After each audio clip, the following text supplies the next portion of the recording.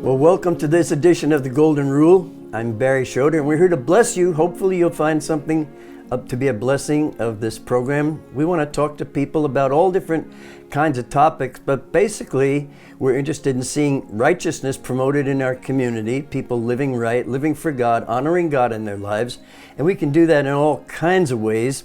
And I'm excited about my guest today, Sharon Sinclair. Thank you, Sharon, for coming and joining. We just met here a couple of weeks ago as a result of something that we're mutually involved in, and that's what we're going to talk about today. But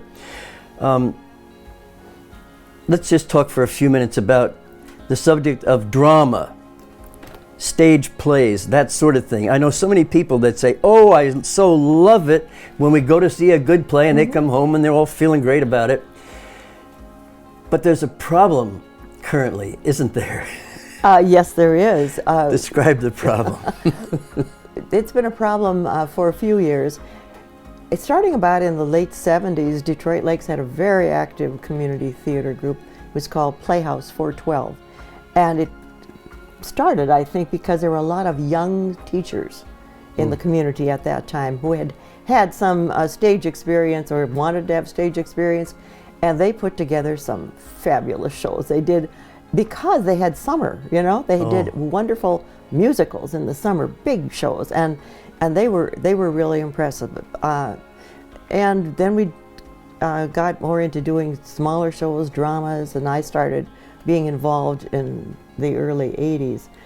But as time goes on and people got older, and some of these original people have passed away, sadly, and some of them moved away, and there weren't many people who would come to auditions, and had trouble finding directors, and things kind of have fallen by the wayside. We did a show last fall. We did Steel Magnolias, which was really well received, and the community said, oh, we wish you'd do some more community theater, and they have no idea how many times we've tried and have not been able to get enough people to be involved. Well, as we were discussing just before the program, I personally believe there are a lot of people in Detroit Lakes and in the viewing area who have a heart for drama. They enjoy it. They enjoy the participation. They enjoy the excitement of the whole thing. But they don't know where to go to start or who's doing anything. So we're here to tell you today that we'd like to see a resurgence of dramatic productions in the Detroit Lakes area that would be a blessing to the community. And so we're here to talk about that. You said you had a story you wanted to share. Do you remember what it was? Well, Barry, you said people don't quite know how to get involved sometimes. Well, this was back when Jim and I were first married back in 1991, and I had just accepted the position of directing a play that was written by a Minnesota playwright, and it was going to be a big deal, and I didn't have a leading man who had to be a dignified college professor type of man. And if you've met my husband, he is a classic dignified gentleman appearance. And I said, would you take a part in this play if we were newlyweds?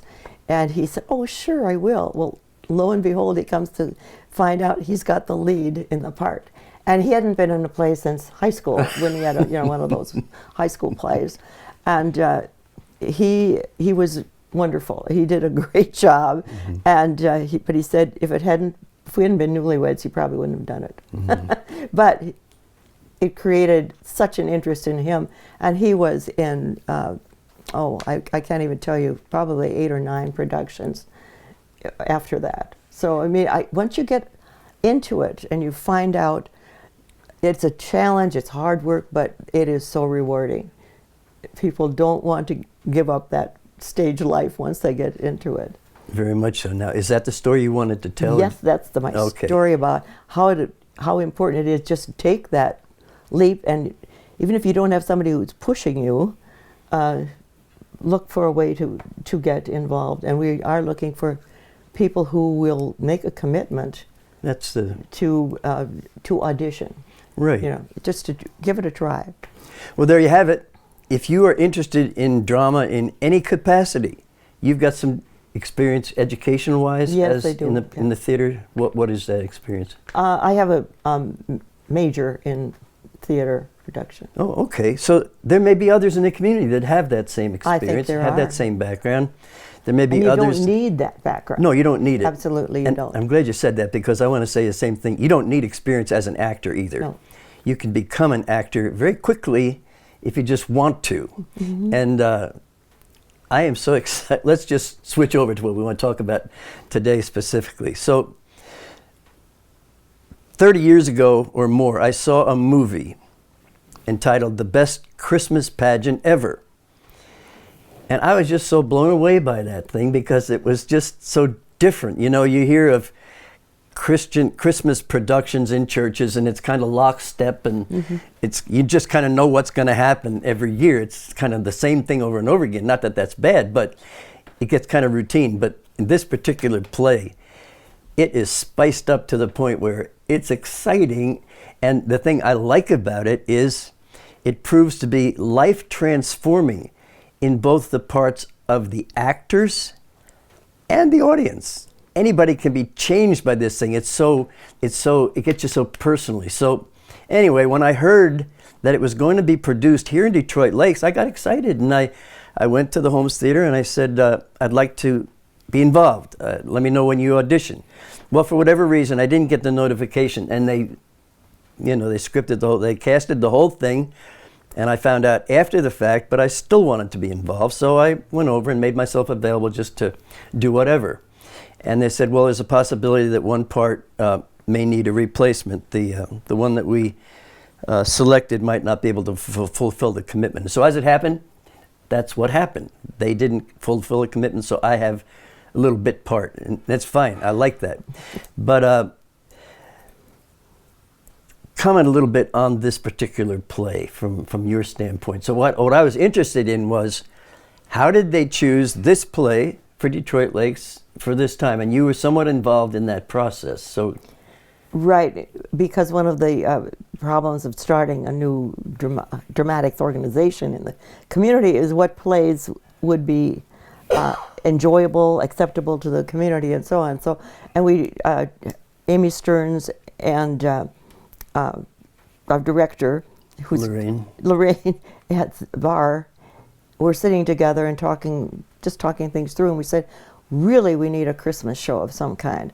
And, you know, we're going, oh, where do you go? And then we both, or all of us, I think, remembered hearing about this show. And I remember that I first saw it when I was trying to find a Christmas show that we could do at our church. Mm-hmm.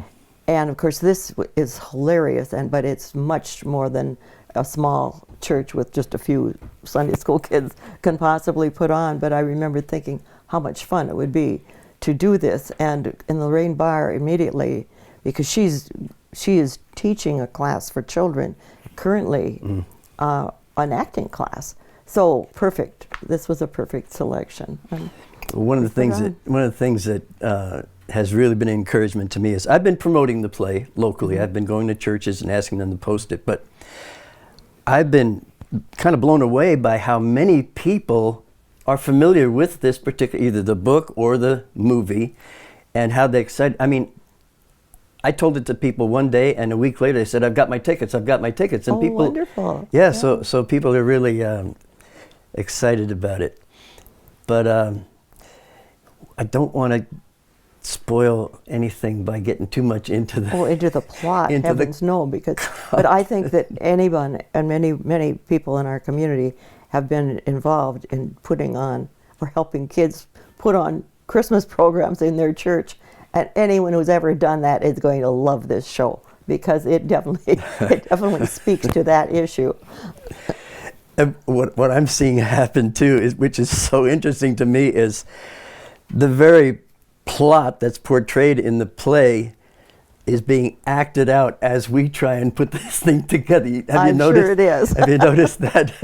The same, you know, I can't tell you anything about the play except to tell you don't want to miss it. No. It's going to be really, really good. So they're going to have 2 performances on December 2nd, a Friday night at 7 p.m.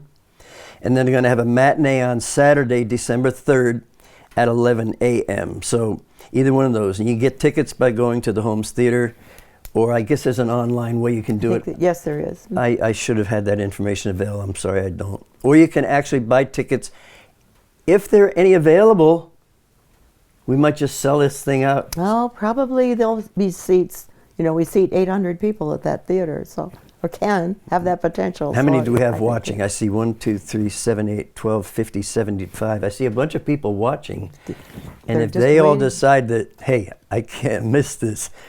And Anyway. if they've ever been in a Christmas program themselves, they will also find this highly amusing. Oh, absolutely. And we're talking to an audience that has a lot of background like that, you know. Yes. I mean, if kids went to church at all, Yes.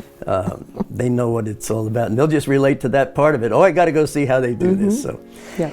anyway, that's it. The best Christmas pageant ever. Do you want to add anything else? We have a few minutes. If you want to add anything else, feel free. No, I think we've covered it all. Just we want people to come and enjoy it, and I know they will. Yeah, well, thank you, Sharon, for being here today. I appreciate Thank you. your willingness to come. And I appreciate you for watching, and I appreciate you for calling the Holmes Theater or going online and getting your tickets early, because I really do. And this is a great Christmas present for your grandkids. Take your grandkids or your children or a neighbor child that doesn't normally have the opportunity to go to something like this, and get them excited about it. They're going to see some of their classmates in this play. There's going to be, we got about a dozen or more young people, and it's so neat to see them. I just love to see from day one when you're starting and everybody's, and the boy went to the manger, and you know, and it's all just it's like pulling teeth to get them to even read the script. But by the time they get on that stage, and I just know this is going to happen, it's going to come so alive. Some of them are already starting to live the part. Right. It's not just you stand here and you do this. No, they're starting to catch it here, and you're going to love it. Thank you for watching today. God bless you, and tell other people about it. That's the way these things happen. Spread the word of mouth. Invite your whole quilting club or Bible study group or whatever. Thanks again. God bless you, and we'll see you next time.